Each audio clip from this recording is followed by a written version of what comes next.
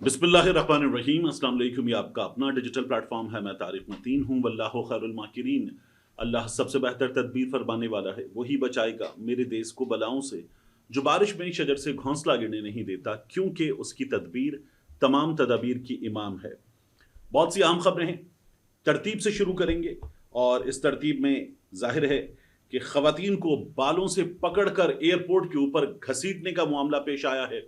लाहौर के एयरपोर्ट पर हमने इस तरह की चीज़ें पहले भी देखी हैं। माजरा क्या है इसकी बात करेंगे, फरहान मलिक की बात करेंगे। इस तरतीब में खबरों की अहमियत के हवाले से स्टॉक एक्सचेंज, जाहिर है कि बहुत बड़ी खबर है, स्टॉक एक्सचेंज से शुरू करेंगे। स्टॉक एक्सचेंज की बात करेंगे, खबरों की अहमियत की तरतीब के हवाले से बात करते हुए तलबा का मामला है, पंजाब यूनिवर्सिटी का मामला है, पंजाब यूनिवर्सिटी की बात करेंगे। और खबरों की अहमियत के हवाले से जो तरतीब बनती है, नूरानी के भाइयों की बात करने के बाद सबसे आखिर में मियां नवाज शरीफ साहब की बात करेंगे, जो ऑर्डर बनता है उसके हिसाब से। सबसे पहले मैं आपको बताऊं स्टॉक एक्सचेंज का हाल। स्टॉक एक्सचेंज एक दिन में कुछ गिरी है 8,500 पॉइंट्स। पहली बार में हमारे सामने खबर आई, स्टॉक एक्सचेंज क्रैश कर गई 6,300 पॉइंट्स के करीब। और जब इतनी बुरी तरह से स्टॉक एक्सचेंज क्रैश करती है तो तरीका यही है कि ट्रेडिंग रोक दी जाती है और बहुत बड़ी मिकदार में नुकसान हो रहा होता है तो सब कुछ हॉल्ट किया जाता है। फिर थोड़ी देर बाद सेंटिमेंट संभाल कर, चीजें संभाल कर काम दोबारा शुरू करने की कोशिश की जाती है। तो ये स्टॉक एक्सचेंज के साथ हुआ, 2 बार कारोबार रोका गया लेकिन रिकवरी नहीं हुई। 8,500 पॉइंट्स स्टॉक एक्सचेंज गिरी है। हमारे यहाँ एक बहुत ज्यादा पिछले कुछ दिनों में शोर है कि नून लीग की हुकूमत के आने के बाद या 16 माह वाली हुकूमत आने के बाद स्टॉक एक्सचेंज को देखें, यानी आपने सब छोड़ दिया। सरमायाकारी को देखें, तिजारत को देखें, बेरोजगारी को देखें, बंद होती इंडस्ट्रीज को देखें, बिजली के निर्खों को देखें, पेट्रोल के निर्खों को देखें, गैस के निर्खों को देखें, लोग अपने बच्चे बेच रहे हैं उसको देखें, महंगाई को देखें, और लोगों की बद्दुआएं हैं उसको देखें, हमारे यहाँ जो बैनुल-अक़वामी ट्रेड है उसमें कबाड़ा हो गया उसको देखें। नहीं, स्टॉक एक्सचेंज को देखें, स्टॉक मार्केट को देखें, स्टॉक मार्केट को देखें। यह हमारे यहाँ बहुत चल रहा था। स्टॉक मार्केट देखिए, लाख से ऊपर चली गई, 1,10,000 से ऊपर चली गई, 1,20,000 को छू गई। यह हमारे यहाँ बहुत ज्यादा हो रहा था। अब एक दिन में जिस तरह से सवा सत्यानाश हुआ है, जिस तरह से अरबों खरबों का नुकसान हुआ है, हैरान कुन है। कभी भी मैंने नहीं देखा कि हमारे जो खबर देने वाले इदारे हों वो उसके साथ नत्थी कर रहे हों कि ये वाला इंडेक्स दुनिया भर में, ये वाला इंडेक्स और ये वाला इंडेक्स गिर गया, लेकिन अब निक्केई इंडेक्स भी गिर गया है। सऊदी अरब में 500 अरब रियाल का नुकसान हो गया है, ये भी हमारे यहाँ बताया जा रहा है। तो हमारे यहाँ नुकसान कितने अरब कितने खरब का हुआ ये तो नहीं बताया गया, लेकिन 8,500 स्टॉक मार्केट के हवाले से तज्जियाकार और अब खैबर पख्तूनख्वा का हिस्सा भी हैं हुकूमत का, मुज़म्मिल असलम साहब, वो कहते हैं 2017 में जो वॉल्यूम था वो अगर 100 पर था तो अब वो तकरीबन 40 प्लस पर है। तो स्टॉक मार्केट बहैसियत मजबूरी नीचे आई है, लेकिन ये जो कितने शेयर्स का कारोबार हो रहा है इसमें स्टॉक मार्केट जो है वो ऊपर गई है, तो इसलिए स्टॉक मार्केट ऊपर गई है। कौन सी सरमायाकारी आई है हमारे यहाँ, कौन सी बड़ी इंडस्ट्रीज लग गई हैं? क्या पाकिस्तान में कोई बहुत बड़े टेक जाइंट आ गए हैं? क्या पाकिस्तान में दुनिया की बड़ी बड़ी कंपनीज ने, ये जो फॉर्च्यून 500 में अगर टॉप 10 कंपनीज हैं तो इनमें से किसी ने अपना कारोबार शुरू कर दिया, अपने दफातर खोल लिए, यहां पर वो बिलियंस ऑफ डॉलर्स लेकर आ गए? ऐसा तो कुछ भी नहीं हुआ। हमारे यहां कुछ सेक्टर्स हैं, कीमतें बढ़ी, चीजें खराब हुई, कुछ सेक्टर्स ने समबडीज गेन समबडीज पेन, उन्होंने फ्लरिश किया, लोगों ने वहां इन्वेस्ट किया और वो फ्लरिश करते चले गए और स्टॉक मार्केट ऊपर चली गई है। आज जो गिरी है ये जाहिर है कि इस पर मजाक उड़ाते हुए जा रहा है। स्टॉक मार्केट शहबाज शरीफ के हक में बैठ गई है, हैशटैग अल्हम्दुलिल्लाह कर दिखाया, अब फिर लगाना चाहिए। ये हमारी स्टॉक मार्केट का हाल हुआ है और कोई बड़ी डेवलपमेंट नहीं हुई है, तो उसके बावजूद भी अगर ये जो है ना स्टॉक मार्केट ऊपर जा रही है तो ये मसनूई अरेंजमेंट होते हैं। इसाक डार को हमने पहले भी देखा था मसनूई अरेंजमेंट करते हुए, अब भी हमारे सामने का अजीबो गरीब सी सूरत हाल है। लाहौर एयरपोर्ट पे क्या हुआ? लाहौर एयरपोर्ट पे हमारे सामने है, अल्लामा इकबाल इंटरनेशनल एयरपोर्ट पे कुछ खवातीन का झगड़ा हुआ और ये झगड़ा हुआ सामान की चेकिंग के मामले पर। यहाँ पर देखिए कस्टम का अमला होता है, एएसएफ का अमला होता है, फिर यहाँ पर एफआईए का अमला होता है, उसके अलावा दीगर इदारे होते हैं, ये अपनी जिम्मेदारियां अंजाम देते हैं। सिविल एविएशन अथॉरिटी के मुलाजमीन होते हैं और जो एयरलाइन के मुलाजमीन हैं وہ ایئرپورٹس پر اپنی ذمہ داریاں انجام دیتے ہیں۔ ہم نے ایک چیز دیکھی ہے کہ جو ایئر لائنز کے ملازمین ہوتے ہیں یہ سب سے زیادہ خوش اخلاق لوگ ہوتے ہیں، یہ بزنس کرتے ہیں، ان کے مسافر آتے ہیں، یہ ان کو پرواز میں سوار کرواتے ہیں، اس کے بعد جو ہے یہ پرواز لے کر چلے جاتے ہیں، مسافروں کو اتار دیتے ہیں۔ بحیثیت مجموعی ان کا رویہ سب سے بہتر ہوتا ہے۔ پھر اس کے بعد یہ جو چیکنگ والے اور پکڑنے والے لوگ ہیں ان کی ذمہ داری بھی بڑی ہوتی ہے، لیکن اکثر ان لوگوں کے حوالے سے شکایات سامنے آتی ہیں۔ کراچی ایئرپورٹ پر کچھ عرصہ پہلے کی ایک بڑی وائرل ویڈیو تھی، ایک خاتون کے سامنے اس کے نوجوان بچے کو مار رہے تھے، اہلکار بری طرح سے مار رہے تھے، پھر گرفتار کر کے لے گئے تھے۔ اسی طرح کے دیگر واقعات ہم نے دیکھے ہیں۔ اب لاہور میں ہوا یہ کہ ایک خاتون کے سامان کی چیکنگ کے موقع پر جھگڑا ہوا اور پھر کسٹم حکام ہمیں نظر آئے اس خاتون کو بالوں سے پکڑ کر گھسیٹتے ہوئے۔ اب ان خاتون کے سامان سے کیا نکلا، گفتگو کے دوران کچھ بدتمیزی کا معاملہ تھا، رویے کی خرابی تھی، کیا تھا وہ نہیں سامنے آیا، لیکن نوجوان خواتین اہلکار ہیں اور انہوں نے خاتون کو بالوں سے پکڑ کر زمین پہ گرا کر گھسیٹتے ہوئے اپنے ساتھ لے جا کر باقی کی کارروائی انجام دی ہے۔ یہ ویڈیو وائرل ہو رہی ہے، تو یہ ہمارے ہاں بہت ہوا ہے۔ اس عملے کو بھی ظاہر ہے کہ اگر کوئی وہاں پر ویپن نکالے، کوئی قانون توڑے، تو یہ اپنی طاقت کا استعمال کریں گے، جو ان کے پاس اختیارات ہیں ان کا استعمال کریں گے، لیکن اس طرح کے عملے کو ہم نے اکثر برے رویے کا مظاہرہ کرتے ہوئے دیکھا ہے۔ اس کو سنبھالنے کی ضرورت ہے۔ ایئرپورٹس پتہ ہے کیا ہوتے ہیں؟ ایئرپورٹس دنیا کے سامنے آپ کا چہرہ ہوتے ہیں۔ آپ جب ایئرپورٹ پہ پہنچتے ہیں کسی ملک میں یا کسی دوسرے شہر میں، تو وہ اس شہر کا، اس ملک کا چہرہ ہے۔ وہاں کے لوگ کیسے بیہیو کر رہے ہیں، وہ کس طرح سے آپ کو ویلکم کر رہے ہیں، کتنے مسکراہٹوں کے تبادلوں کے ساتھ وہ آپ کے لیے گرم جوشی کا اظہار کر رہے ہیں۔ تو ایئرپورٹ کا جو اسٹاف ہے وہ بیسٹ ہونا چاہیے۔ اگر کوئی خرابی بھی ہے تو وہ بہت فرم انداز میں، لیکن بہت ہی پولائٹ انداز میں آپ کو ڈیل کر رہے ہوں، یہ ضروری ہے۔ جہاں طاقت کے استعمال کی ضرورت پڑے وہاں طاقت کا استعمال کیا جائے، قانون ہے۔ کوئی اسمگلنگ کر رہا ہو، کوئی قانون توڑ رہا ہو تو ٹھیک، لیکن یہ چہرہ ہے، یہ چہرہ خوبصورت نظر آنا چاہیے، شہر کا بھی، ملک کا بھی۔ ہمارے ہاں یہ چہرہ آپ اسٹاف کی شکل میں، ایئرپورٹ کی شکل میں دیکھ لیں تو بھی آپ کو کوئی شاندار نظر نہیں آتا، اور باہر نکل کر آپ کراچی میں ہوں، آپ باقی شہروں میں ہوں، تو آپ کو نظر آتا ہے کہ جو رویہ ہے وہ بھی اور جو حالات ہیں وہ بھی کوئی بہت اچھے نہیں ہیں۔ اس کو امپروو کرنے کی ضرورت ہے۔ میں نے آپ سے کہا تھا ترتیب کے حساب سے چلیں گے، میاں نواز شریف صاحب پہ میں آگے جا کر آؤں گا۔ اس کے بعد پنجاب یونیورسٹی میں 5 اپریل کو ایک غیر قانونی قابضین ہاسٹلز میں، ان کے خلاف آپریشن ہوا۔ اس آپریشن میں بڑی تعداد میں کمروں کی تلاشی لی گئی، چھاپے مارے گئے، چیک کیا گیا کہ ایسے لوگ جو اسٹوڈنٹس نہیں ہیں، ہمارے یہاں تعلیم حاصل کر لے بندہ، ماسٹرز کر لے تو 23 24 25 کی ایج میں نکل جاتا ہے، وہ اس سے آگے تعلیم حاصل کر رہا ہو تو ذرا اور بڑی ایج کا ہو سکتا ہے، لیکن نکل جاتا ہے ایک وقت کے بعد۔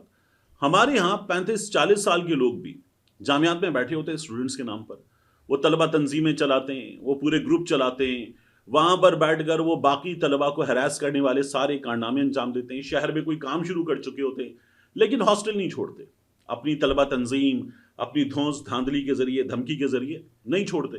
تو غیر قانونی قابضین، پنجاب یونیورسٹی کا تو بڑا مسئلہ ہے، کراچی یونیورسٹی میں بھی یہ مسئلہ ہاسٹلز کے علاوہ اس کی جو دھمکی ہے اس کی صورت میں نظر آتا ہے، لیکن پنجاب یونیورسٹی میں اچھا خاصا بڑا ہے۔ تو ان غیر قانونی قابضین کے خلاف جو چھاپے مارے گئے، تلاشی لی گئی، چیزیں ہوئیں، اس میں نکلا کیا ہے؟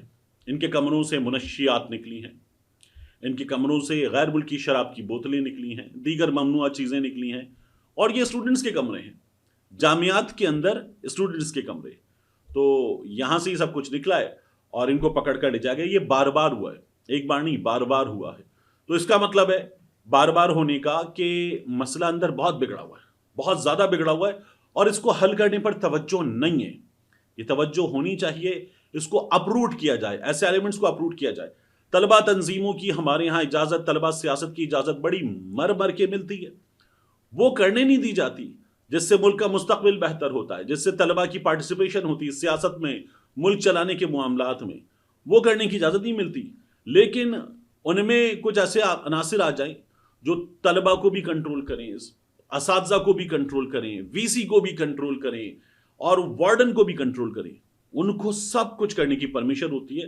تو جامعہ پنجاب سے باقاعدہ طور پر اس کا آپریشن کر کے ایسے لوگوں کو نکال کر پھینکنا چاہیے، بہت ضروری ہے۔ ایک چیز اور، وزارت دفاع کے حکام نے عدالت کو بتایا کہ احمد نورانی کے بھائی ہمارے پاس نہیں ہیں. یہ اس سے پہلے بھی ہم نے دیکھا ہے مختلف نوعیت کے کیسز میں. عمران ریاض خان کا معاملہ ہو، شاکر اعوان کا معاملہ ہو، اس کے بعد دیگر لوگ ہیں ان کا معاملہ ہو، یہ اظہر مشوانی کے بھائیوں کے کیس میں بھی ہوا تھا، اب احمد نورانی کے بھائیوں کے کیس میں ہوا ہے. وزارت دفاع کے حکام نے کہا ہے کہ احمد نورانی کے بھائی ہمارے پاس نہیں ہیں. تو ان سے عدالت نے کہا ہے، انعام امین منہاس صاحب نے، کہ آپ تفصیلی رپورٹ جمع کرائیں.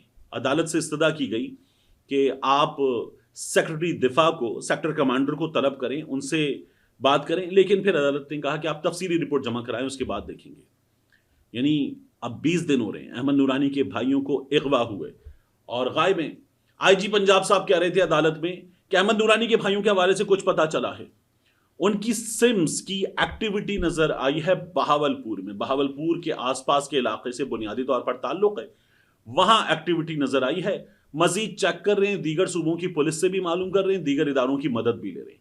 آئی جی صاحب ایک تو عدالت پہنچے نہیں تھے، پھر آئی جی صاحب کو عدالت پہنچنے کے لیے حکم دیا گیا کہ عدالت آپ کا ویٹ کر رہی ہے، آئیے عدالت آدھے گھنٹے میں آئیے. آئی جی صاحب آئے، اس کے بعد آ کے آئی جی صاحب نے یہ باتیں کی عدالت سے. اب تک کچھ بھی نہیں ہوا. اس عدالت میں ہم کیا دیکھتے تھے، یہاں پر جب تک 8 جج صاحبان تھے نا، جن میں سے 6 نے خط لکھا تھا، کوئی کیس آتا تھا تو وہ کہتے تھے بلائیں سیکٹر کمانڈر کو، ہم آئی ایس آئی والوں کو بلائیں گے، خفیہ ایجنسی والوں کو بلائیں گے، ہم حکام کو بلائیں گے، بندہ بازیاب کر کے دیں، چاہیے بندہ. یا اب آج انعام امین منہاس صاحب نے کہا ہے، لیکن عدالت کہتی تھی بندہ بازیاب کر کے دیں، بندہ 1-2 دن میں بازیاب ہو جاتا تھا. اب یہاں بندہ بازیاب نہیں ہو رہا. یعنی عدالت بڑے افسر کو بلاتی تھی اور بڑے افسر کو بلانے کے حکم کے بعد بندہ بازیاب ہو جاتا تھا. یہاں جج صاحب نے اب تک بڑے افسر کو بلانے کا حکم نہیں دیا ہے. احمد نورانی کے بھائیوں کے حوالے سے، یعنی جو ان کی خبر تھی اہم شخصیت کے بارے میں، تو اس خبر کے بعد یہ لوگ غائب ہوئے تھے. اب احمد نورانی کی والدہ کہتی ہے میرا تو اس سے کوئی تعلق نہیں ہے، میں اس کو کیا کہوں، میں یہی کہوں گی کہ بیٹا ایسی سٹوریز نہ کرو. یہ تو ہو گیا. لیکن اب میں یہ دیکھ رہا تھا کہ سوشل میڈیا پر کچھ لوگ یہ بتا رہے ہیں کہ جو احمد نورانی نے خبر دی تھی وہ غلط تھی. اگر پاسپورٹ ہے تو اس کی وجہ یہ ہے، دیگر چیزیں ہیں تو ان کی وجوہات یہ ہیں. 9 سال کی نوکری ہے، شوہر کی نوکری ہے، شوہر کی بیرون ملک نوکری کی بنا پر یہ چیزیں ہو سکتی ہیں. بات یہ ہے کہ یہ انہی دنوں میں سب کچھ ہوا ہے، تو اس لیے یہ کہا جا رہا ہے کہ احمد نورانی کے بھائی جو ہیں وہ کسی خفیہ ایجنسی کے پاس ہو سکتے ہیں. عدالت اب رپورٹس طلب کر رہی ہے، اور عدالت اب تک اس سلسلے میں وہ رویہ جو اسلام آباد ہائی کورٹس کے ججز کا ہم نے دیکھا تھا، جس کی بنا پر سکسیس ملتی تھی، بندہ بازیاب ہوتا تھا، وہ رویہ اب اختیار نہیں کر رہی. یہ کون سی عدالت ہے جو وہ رویہ اختیار نہیں کر رہی؟ یہ 8 ججز سے آگے کی عدالت ہے. اس عدالت میں نئے جج صاحبان آئے ہیں، اس عدالت میں ٹرانسفر شدہ جج صاحبان آئے ہیں، اور ہم نے عدالت کا بدلا ہوا رویہ دیکھا ہے. اس لیے یہ حالات ہمارے سامنے ہیں. یہ اب تجزیہ کار کہہ رہے ہیں. فرحان ملک کی الحمدللہ دوست ہمارے دونوں کیسز میں ضمانت ہو گئی ہے. لاکھ روپے کے مچلکوں پر دونوں کیسز میں ضمانت ہو گئی ہے. فرحان ملک پر ایک کیس بنا تھا کہ یہ ریاست کے اداروں کے خلاف، اس میں کچھ بھی ثابت نہیں کیا جا سکا. کوئی ورڈ کہ فرحان ملک کی کس ویڈیو میں ریاست کے کس ادارے، کس شخصیت کے خلاف کون سی بات کی گئی ہے نہیں تھا. پھر بھی فرحان ملک کو جو ہے وہ ڈسچارج کرنے کے بجائے اس میں گھسیٹا گیا، اور اب جا کر ضمانت مل گئی ہے الحمدللہ. جب ضمانت ملنے کا معاملہ ہو رہا تھا، جوڈیشل کیا گیا تھا، تو پھر ایف آئی اے والے اپنے ساتھ لے گئے اور لے جا کے کہا کہ ہم ایک بندے سے تفتیش کر رہے تھے. اس بندے نے کہا فرحان ملک میرا باس ہے، اور یہ جعلی کال سینٹر چلا رہا تھا. تو جب آپ نے جعلی کال سینٹر کا کیس بنا دیا، اس کا مطلب ہے ریاست کے خلاف بیانیے والے کیس میں کچھ تھا نہیں، ورنہ آپ نکال کے دیتے. بندے کو تنگ کرنا تھا تو آپ نے یہ کیس بنا دیا، اس کی عید، اس کے خاندان کی عید بھی خراب کر دی، باقیوں کو پیغام دیا کہ 19-20 دن ایسے گزارے جا سکتے ہیں، تو تیار ہو تو بتاؤ. تو فرحان ملک کے ساتھ یہ سب کچھ ہو گیا. فرحان ملک اب ہوپ فلی انشاءاللہ آج شام میں باہر آ جائیں گے، اور ہم فرحان ملک کو واپس کام کرتے ہوئے دیکھیں گے. تو میں دیکھ رہا تھا فرحان ملک کے جو وکیل ہیں معز جعفری، انہوں نے فرحان ملک کی 44ویں سالگرہ پر ایک عدد ہیپی برتھ ڈے کا کارڈ بنایا، اور بڑا خوبصورت کارڈ ہے. اس کارڈ کے اوپر لکھا ہوا ہے journalism is not a crime.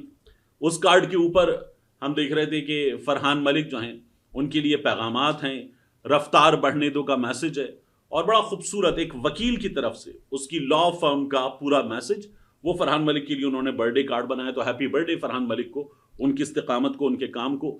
بڑا اپ رائٹ صحافی ہے، اللہ تعالیٰ سلامت رکھے فرحان ملک کو بھی، باقی صحافیوں کو بھی.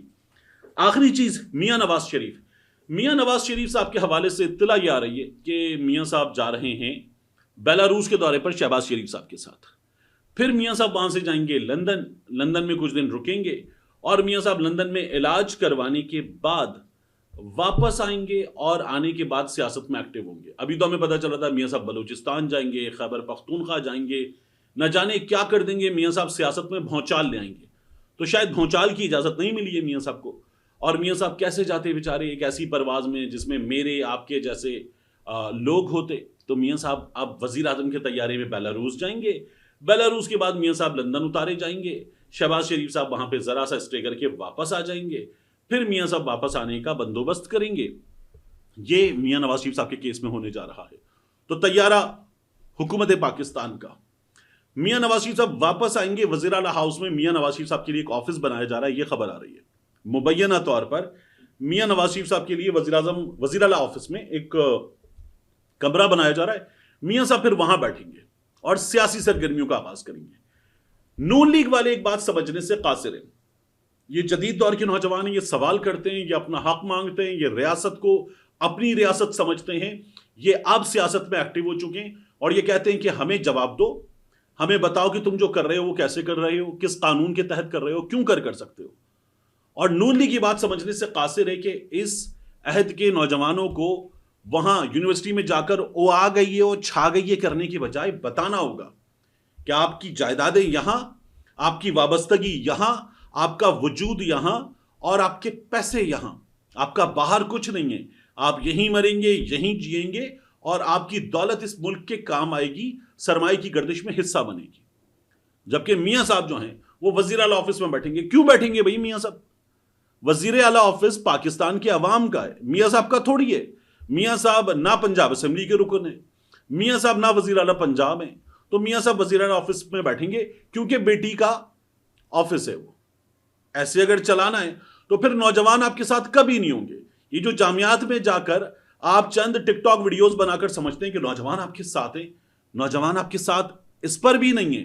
اور اب اگر آپ یہ کام کرتے رہیں گے تو نوجوان آپ کے ساتھ بالکل بھی نہیں ہو سکتے. ملتے ہیں انشاءاللہ آپ سے اگلی ویڈیو میں.